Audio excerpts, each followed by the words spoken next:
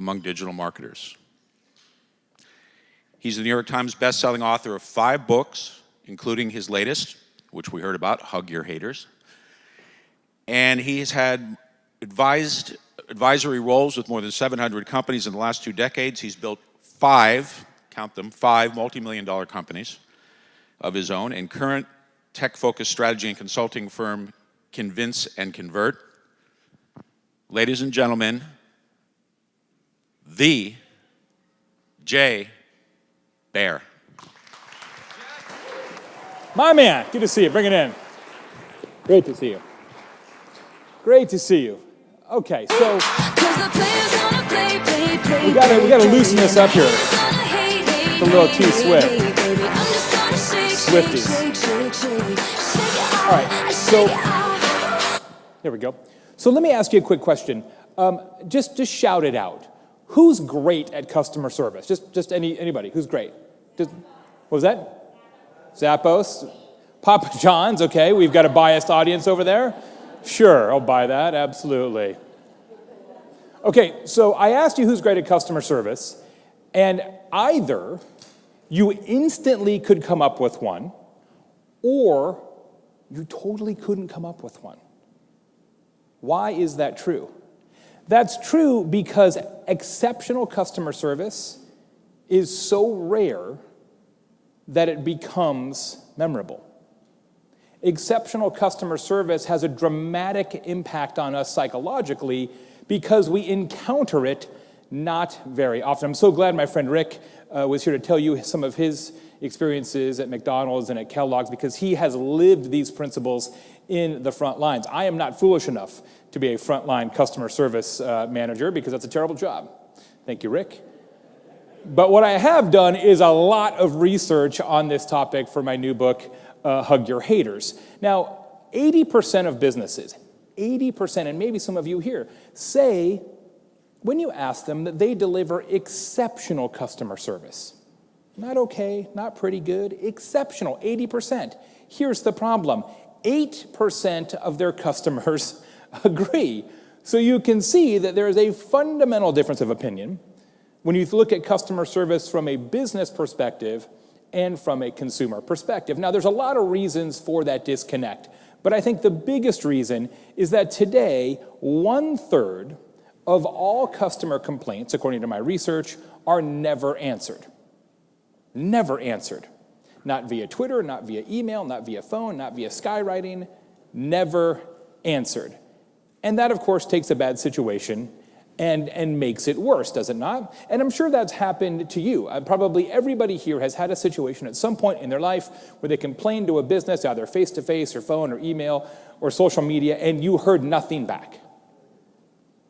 And that creates a significant challenge for the likelihood that you will do business with that company again.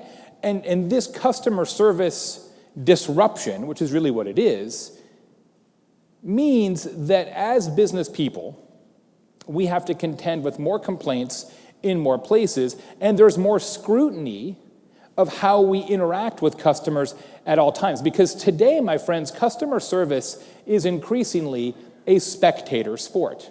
See, for a long time, for a really long time, like for hundreds or maybe even thousands of years, there was no real incentive to be good at customer service. Because if you were great at customer service, the interaction between you and the unhappy customer took place in private. Face-to-face, phone, letter, fax, I guess, and eventually via email. But those are all private channels. So if you delighted a customer in private, yeah, they'd probably tell their friends, man, that was amazing. But how many people could you actually reach in those days? The number of people around the campfire, that's not a big viral move. It's like 6 people. And by the same token, if you were bad at customer service in the old days, what was the penalty? The only person who was really offended by that is the customer that you were talking to. But today, more and more and more of our customer interactions are playing out in public. So the revenue impact of being great at customer service is much higher, as Rick mentioned, and the revenue impact of being terrible at customer service is also much higher. This spectator sport nature of customer service in social media, on ratings and review sites, Yelp, TripAdvisor, Angie's List, ApartmentRatings.com, RealSelf.com, which is one I talk about in the book, which is an enormous site where you can rate and review plastic surgery procedures. So you can give your butt lift 0 to 5 stars. This is like a 3.3, I'm told. You know, this is, thank you, I appreciate that, madam. We'll talk later. So this is a huge move for every business, large and small, but we almost never talk about it. We talk about digital marketing constantly. We talk about customer service as a spectator sport, not very much at all, and we're going to change that. Customer service now is the new marketing. It's the new marketing because everybody can see it, and that allows you to use it as a meaningful differentiator between your business and whoever else sells the same things that you sell. So what I discovered in the research, and we talked to thousands and thousands and thousands of Americans from all kinds of categories, and we found there's actually 2 different types of customers who are unhappy, 2 types of haters, if you will, in the parlance of the book. They are off-stage haters, and off-stage haters are people who still complain in private, mostly phone and email, a few letters, but not very much anymore. They mostly complain phone and email. Then you have the second group, which we call the on-stage haters. And on-stage haters are called on-stage because they complain in public, social media, review sites, discussion boards, and forums. And they expect different things. See, people who complain off-stage, phone and email, expect an answer. 90% of the time, when Americans call or email a business, they expect and anticipate to hear back. And I suspect that's true for you. If you call or email, you expect to hear back. It's just how it works. And so even in a weird situation, businesses have to respond to these offstage haters, including situations like this. This is an actual voicemail left on the Jimmy Dean sausage hotline.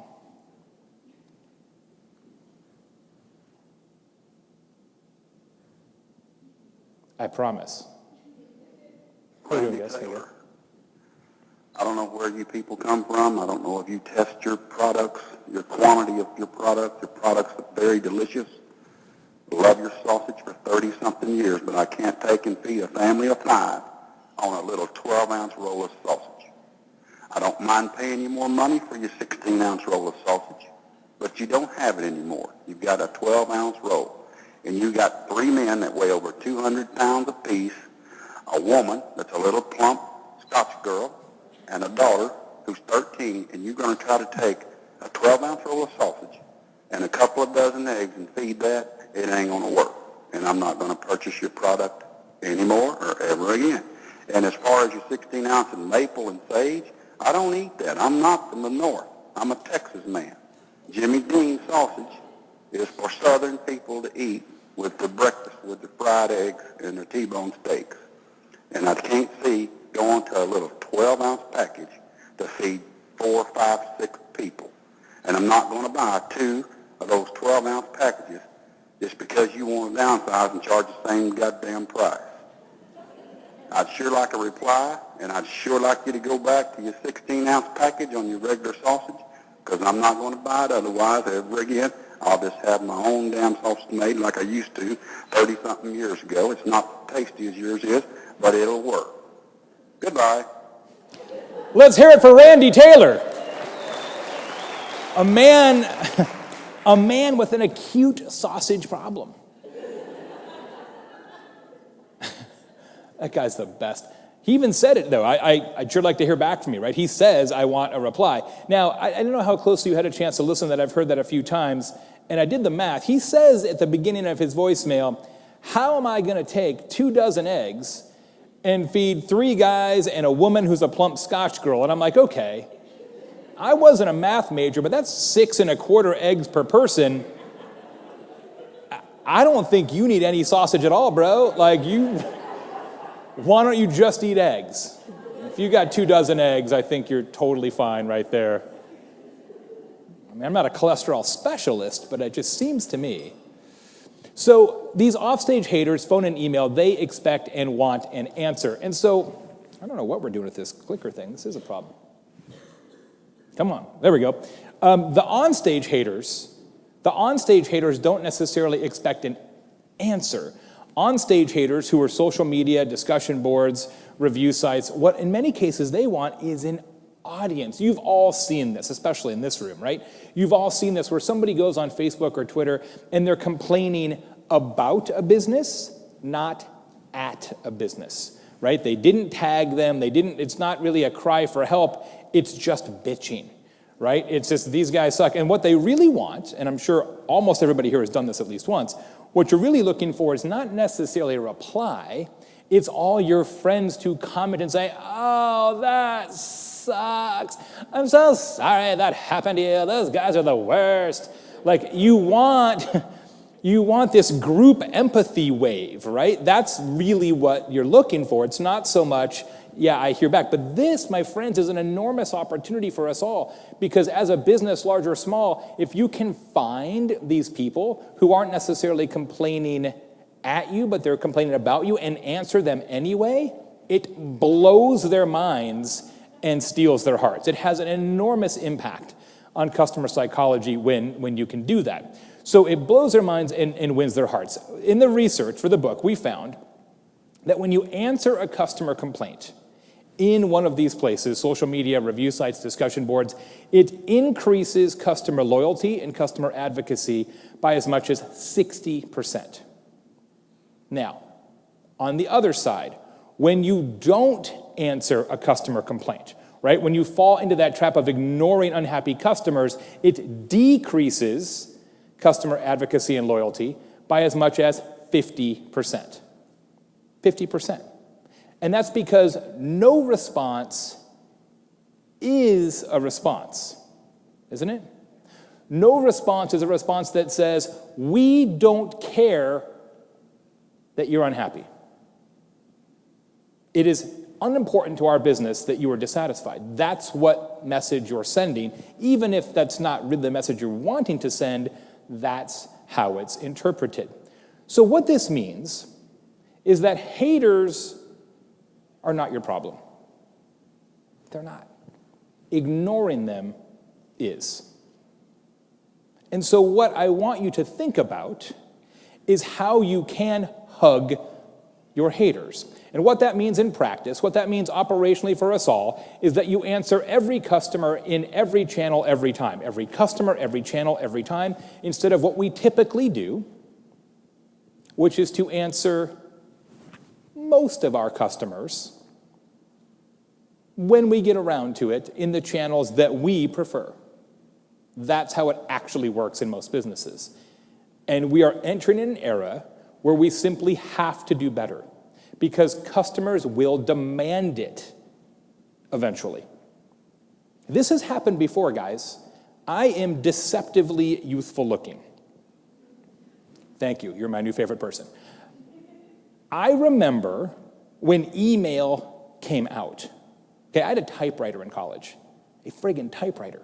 Okay, I remember when email came out, and I was working in business as an intern, and there was a meeting, and people said, how are we possibly going to answer email? How are we going to be able to handle it when customers can send us messages all night and on the weekends? We're not staffed for that. What are we going to do?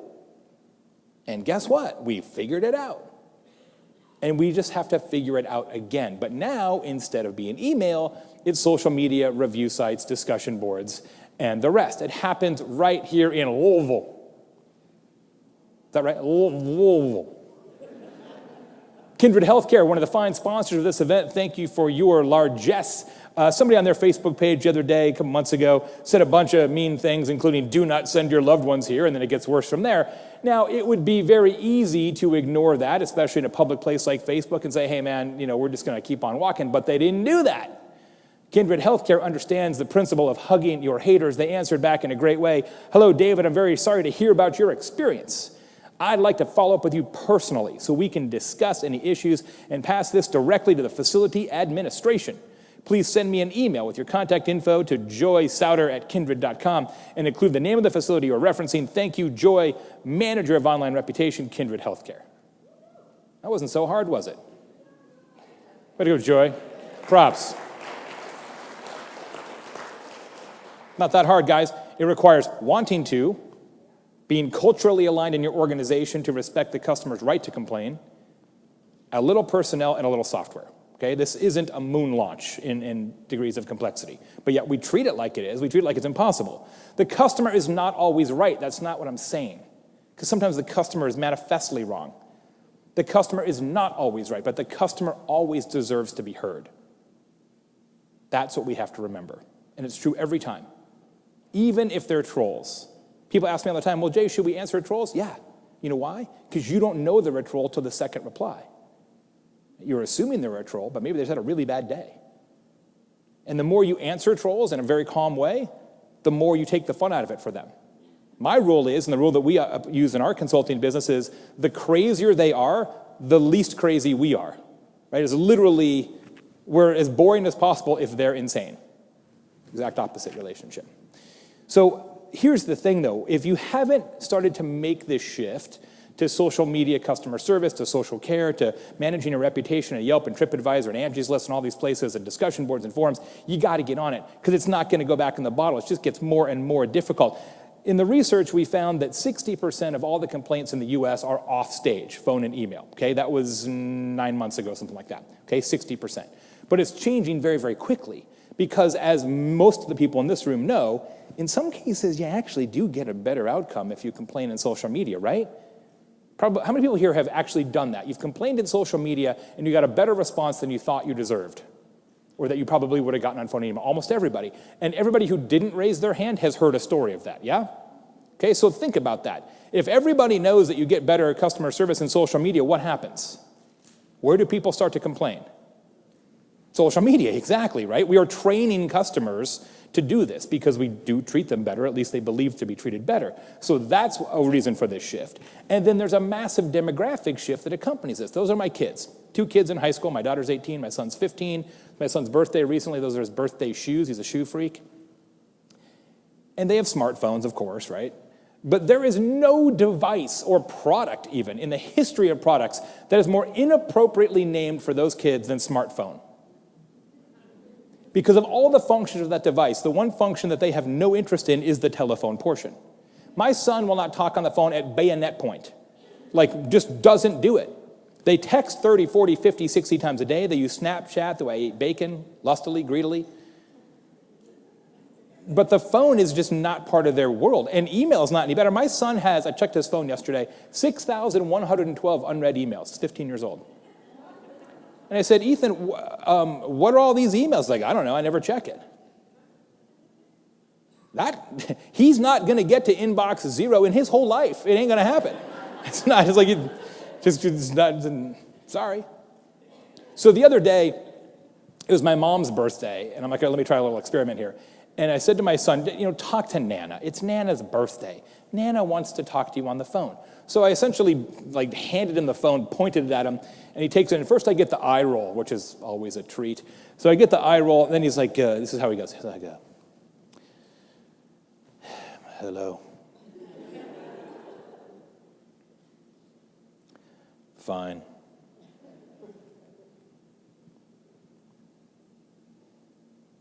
Fine.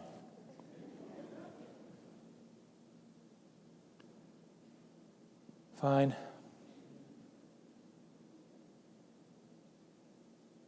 Okay. And hands the phone back to me. And I'm like, oh, that was touching. That was really like something out of a Lifetime movie is what that was. I'm like, Jesus, how about some effort, man?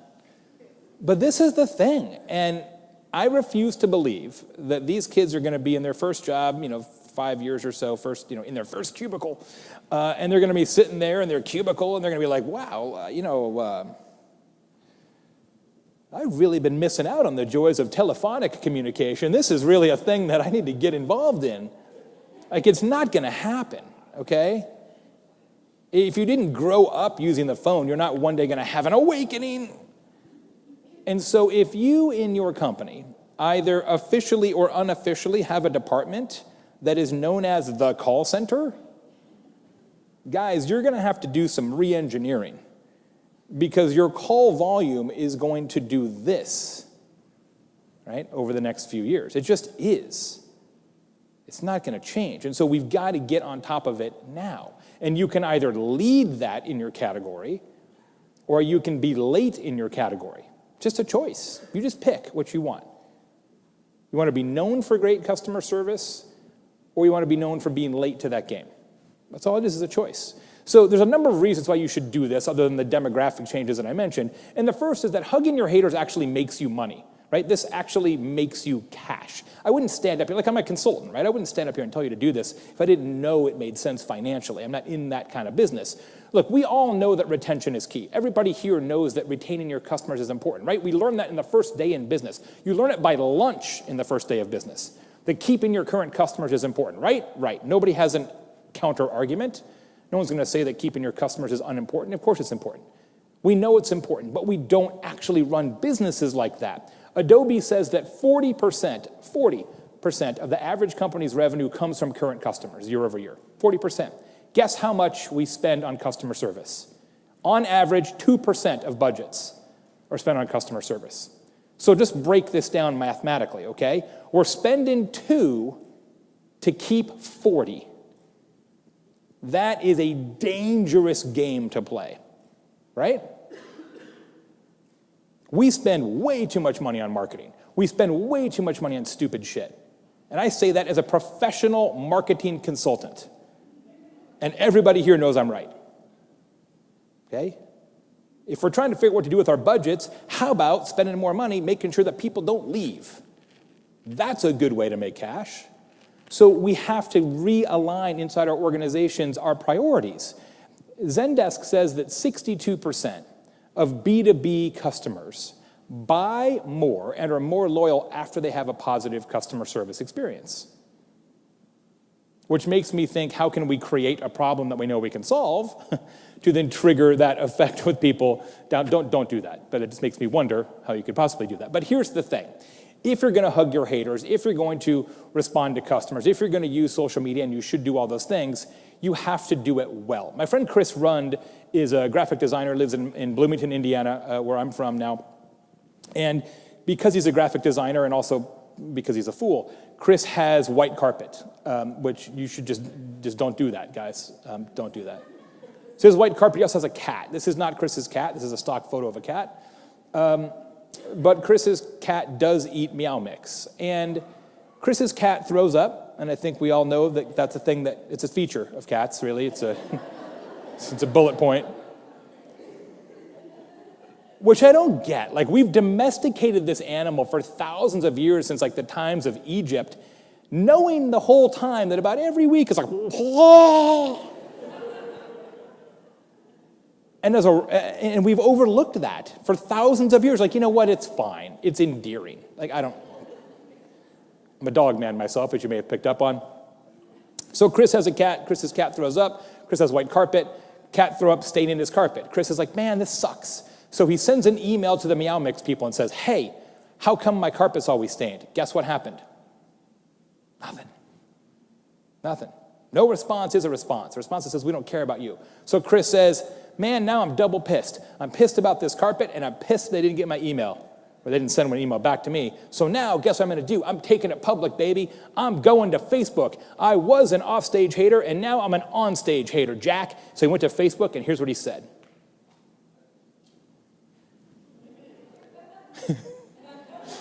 The timing cues are amazing on this deck. Dear Meow Mix, cats throw up pretty regularly. I figured you guys would realize this, being cat experts and all. With this in mind, why do you insist on putting dyes in your products that cause ruined carpets, furniture, etc.? You know, when Kitty spews her half-digested meow yuck all over the place. Seriously, my cat doesn't give a shit what your product looks like in a bowl, and neither do I. What would be helpful and appreciated by legions of cat owners, I'm guessing, is if you take the worthless dyes out of your product and save us all a lot of frustration and ruined fabrics. Right, so Chris is upset. I think we've established that. This is what? An opportunity, because this is a spectator sport. This is on the public Meow Mix Facebook page, which I don't remember how many fans they have, but it's in the hundreds of thousands. You could probably look it up because you have a computer. Here's what they said. Hi, Chris. All Meow Mix products are made with nutritious quality ingredients that meet the standards and specifications of the U.S. Department of Agriculture, USDA, Association of American Feed Control Officials, AAFCO, and the Food and Drug Administration, FDA.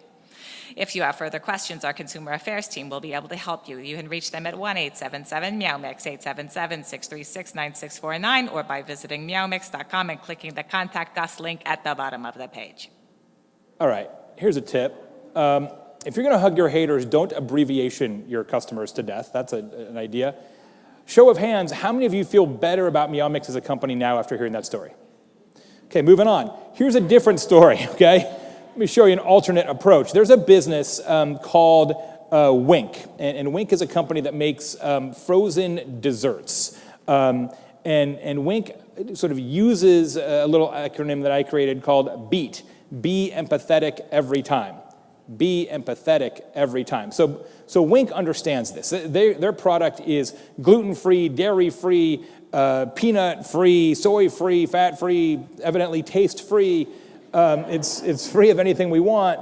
It's sold in the freezer. You can see it kind of looks like ice cream. It's kind of like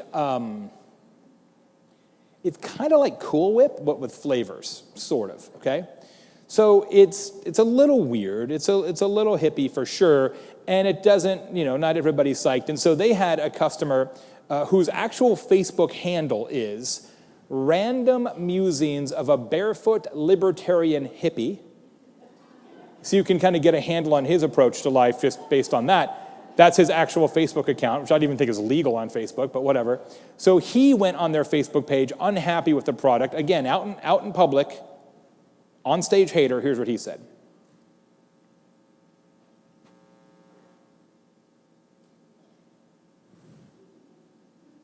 I just bought this hoping to be able to enjoy some ice cream while on a low-carb diet. Too bad this ice cream, I put it in quotes because it tastes nothing like ice cream other than being cold, is absolutely disgusting. I got the cocoa dough version. And literally licking the freezer burnt ice shavings from inside the freezer would probably taste better than this. It's definitely going back to the store for a refund. All right, so that guy seems like a jerk, right? And again, just like in the Kindred example, the tendency would be to just ignore that. Be like, look, if this guy's this much of a jerk, he's a troll, we're not going to answer him, we're just going to keep on walking, but that's not what you should do. A, because you've got to still have a chance to save this guy, and B, most importantly, other people can see this, okay? It's a spectator sport. So here's what Wink said. Hey, we're sorry to hear this, Random Musings. While Wink is definitely not ice cream, we do aim for an ice cream-like experience.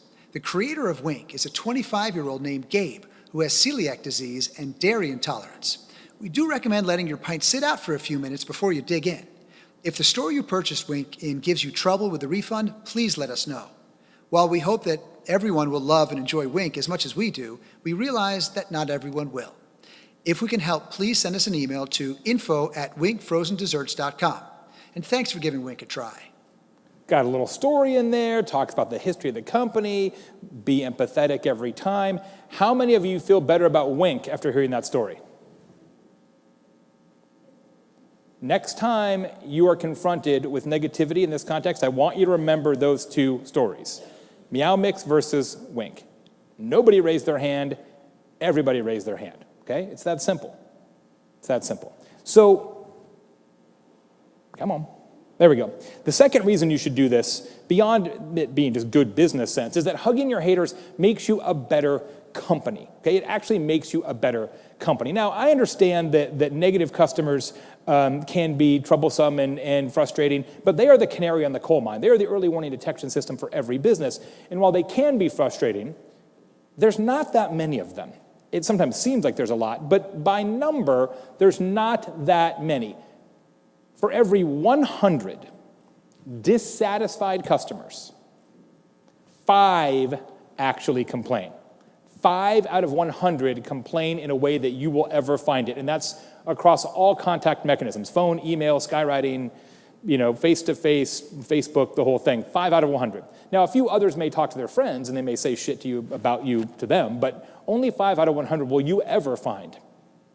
So that means that those 5 people who took their time, now let's remember, they took their time to tell you something is less than perfect, those people are doing you a favor. They are actually going out on a limb. So what this means, and I believe this sincerely, haters are your most important customers. But how do we treat them? In many cases, we treat them like our least important customers, do we not? And in many businesses, there's a very common sort of culture, especially in small businesses, which says, you know what? If they don't like it here, we don't want them as a customer. You ever hear that? You ever feel that? That's not a culture that is primed for success. And these haters, these unhappy customers, are doing you a tremendous service. Jason talked in a very specific and compelling way about the power of social media conversation research. I couldn't agree more.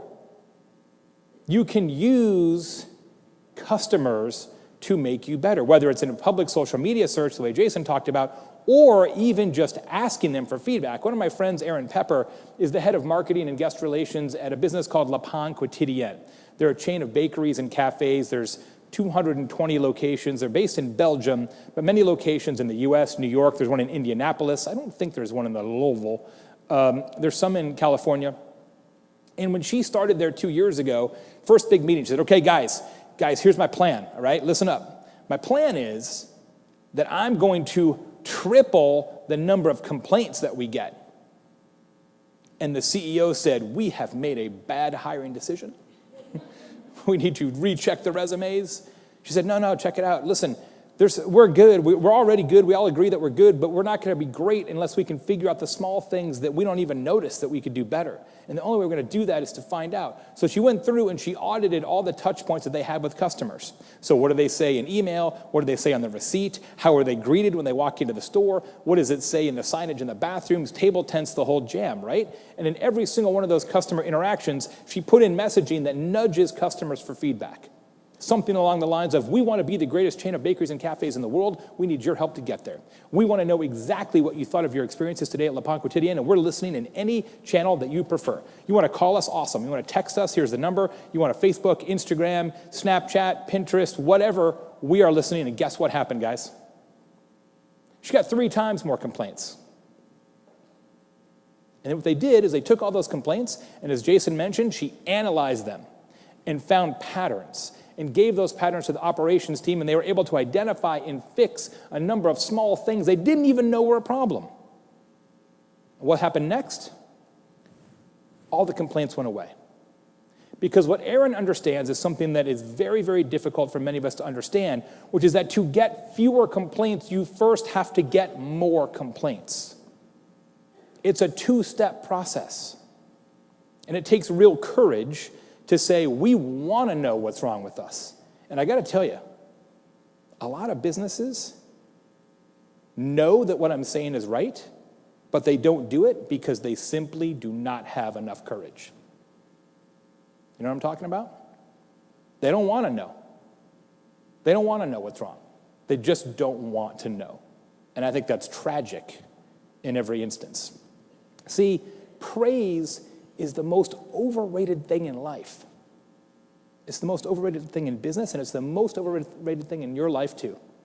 Because every time somebody says to you, you're so great at this, you're really great at that, it makes you feel terrific.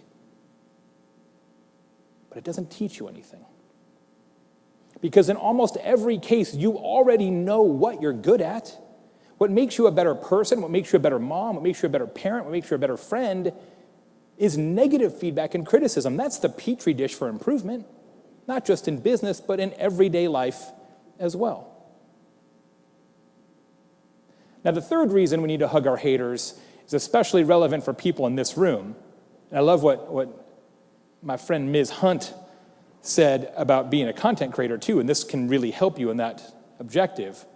Hugging your haters is the petri dish for great content. You want to know what kind of content you should make? Just listen. Your customers will absolutely tell you. Guys, it's called frequently asked questions, not questions that marketing made up in the conference room. Okay? It's too long for the nav bar, among other things. If you want to know what content should we make, use some tools like Jason mentioned and just listen to what people are saying. But instead, we're like, well, we're in marketing, we'll figure it out, and we're just making questions up. It's insane. See, content marketing, despite public proclamations to the contrary, is not a solo act, okay? It's a combo. It's a trio. There's the triangle of content marketing awesome. And that triangle includes marketing, sales, and customer service. Why? Because sales and customer service actually talk to customers. I've been in marketing for 25 years. I never talk to customers, and neither do you. We think we do because we have personas, but that's not the same thing as actually talking to a customer. Customer service and sales talk to customer every day. You want to know what customers want? You want to know what kind of content to create? Figure out a way for sales to be in every marketing meeting. Figure out a way for marketing to be in every customer service meeting and vice versa. It's a triangle. That's how it works. Now, when you do this, you can do some amazing content. One of my favorite examples is from KLM, the Royal Dutch Airlines. They're based in Amsterdam. And like a lot of airlines, they had a real weak process for when people leave stuff on planes. Okay, happens all the time. You leave your sunglasses, your headphones in particular, in my case, paperback book, iPad, whatever. So the way it used to work is the flight attendant or the cleaning crew would go through the plane and they'd find this thing, like, oh, here's some headphones. And they'd take a Post-it, literally a Post-it note, right? And say, okay, this was in seat 13C on flight 275. And they would take it and they would come over here and they would put it on a desk. Not a metaphorical help desk, but an actual piece of wood. And then somebody down the road, a day, a week, would say, where's my headphones? I think maybe I left it on the plane. And they would call or tweet or email in and say, hey, guys, I think maybe I left my headphones. And they'd say, okay, fill out this form. And they'd send them a link to a super detailed form, like crazy, unnecessarily detailed. Like, what's your blood type? I'm like, why do you need to know that? Insane, right? And then some poor bastard would have to print out the forms and go to the desk and try to match it up. It's like, this headphones? Oh, those are all the same. Oh, they're white iPhone headphones? I'm sure we can find yours.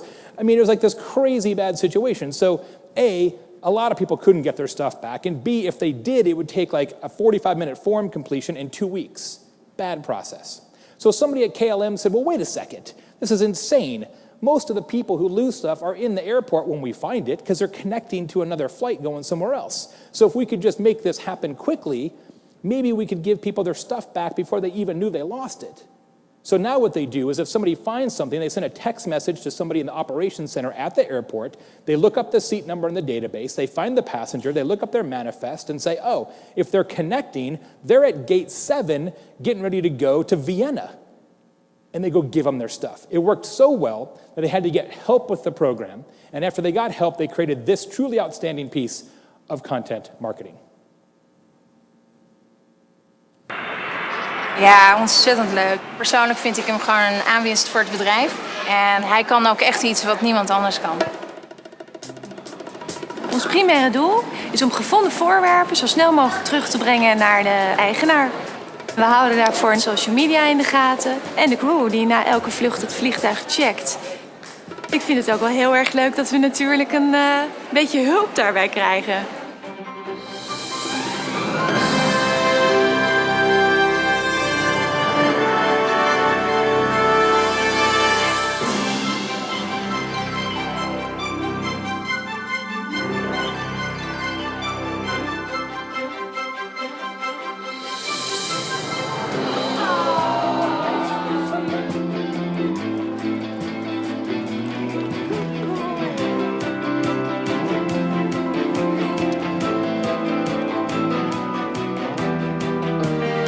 Trainen op spierkracht, uithoudingsvermogen en socialiseren.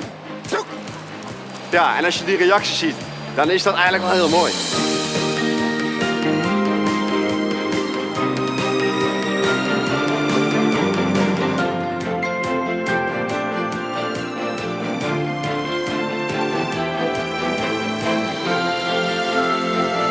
Hij komt regelmatig langs, maar ja, ik moet ook eerlijk bekennen, ik verwen hem ook wel.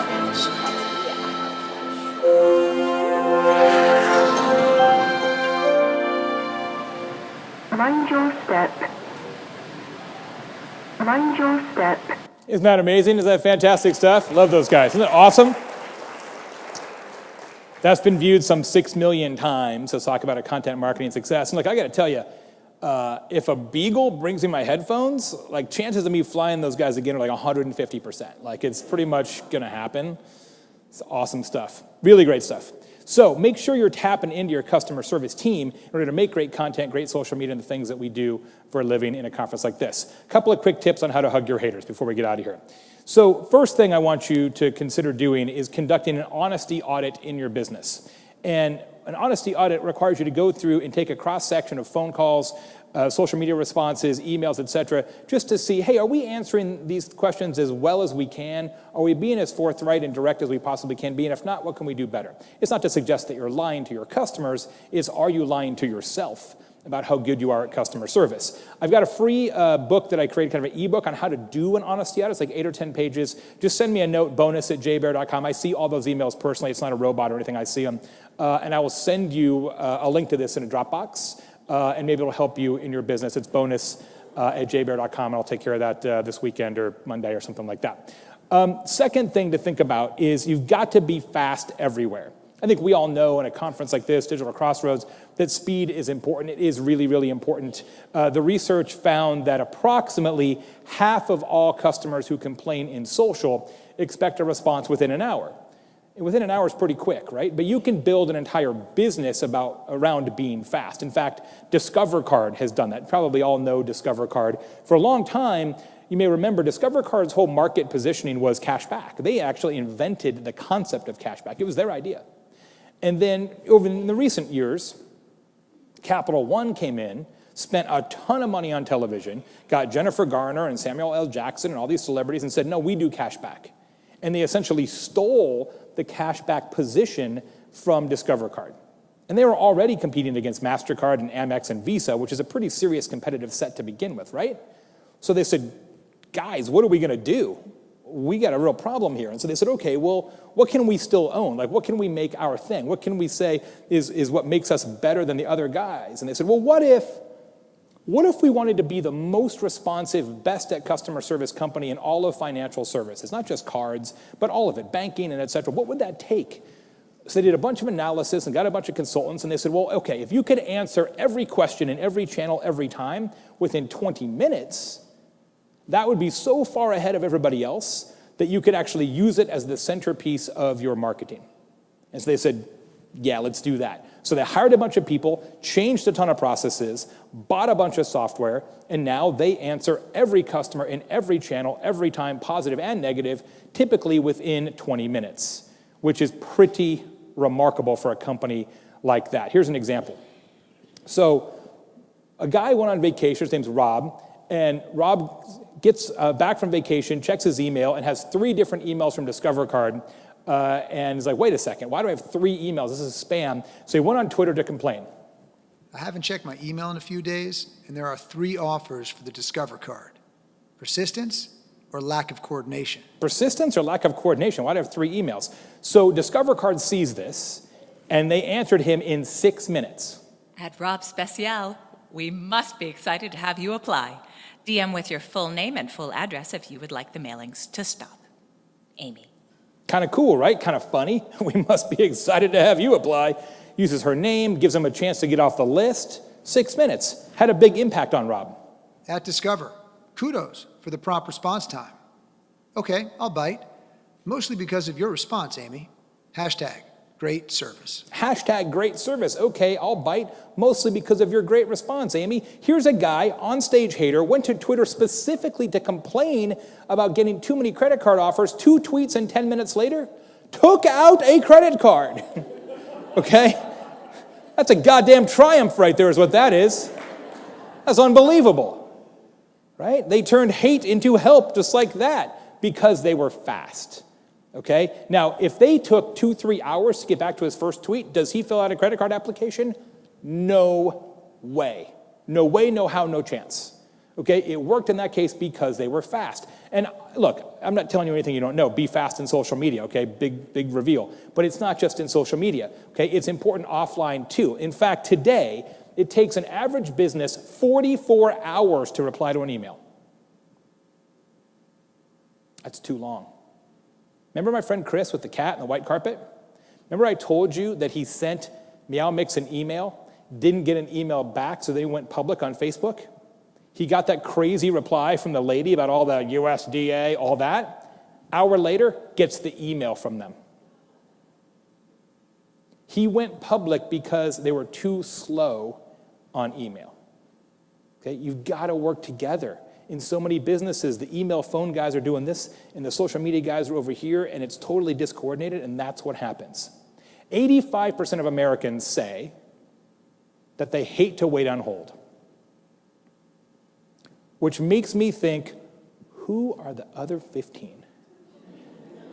It's like, how do you have so much time? You're like, you know what, I don't really mind it. I get to listen to smooth jazz for free.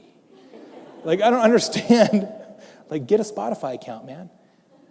We've got to be fast everywhere. My friends, haters are not your problem. Ignoring them is. This is the new marketing. This is the new way that you can differentiate your business. You can be better than your competition, and people will notice because it's out there in public, right? It's out there on Facebook. It's out there on Twitter. It's out there on Yelp and TripAdvisor and discussion boards and forums and all these places. You just need to answer every customer in every channel every time. And if you do that, you are doing something that your competition will not do. Because here's the ugly truth from 25 years as a consultant in marketing. Your competition will eventually steal everything from you. They will steal your price. They will copy your product. They'll rip off your website. If you have a good content idea, they'll do it right after you. If you got a good trade show booth, they'll do the same trade show booth. They'll try and steal your best employees, and they'll try and poach your best customers. It will happen, trust me. But the one thing your competition cannot do, the one thing that is yours and yours alone, the one thing they can never pull out of your grasp is if you genuinely and truly care more about your customers than they do. And that's what it means to hug your haters. Thanks for having me. Cheers.